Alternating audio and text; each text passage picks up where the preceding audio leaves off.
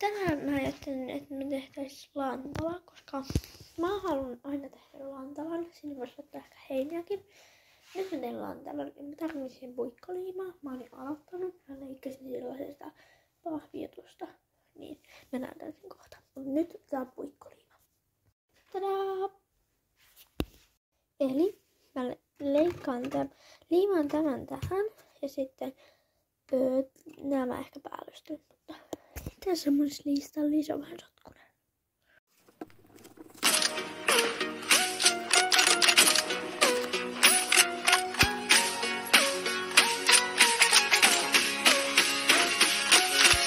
Nyt me tarvitaan keltaista lankaa, heinään, tällaista mieluiten. Heinä tehdään sillä tavalla, että kiertetään sitä ja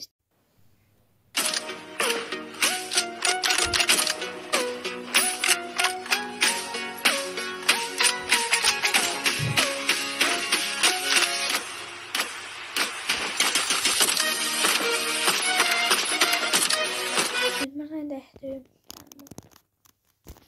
lantalaa, jos on heinälä, purula ja lantala.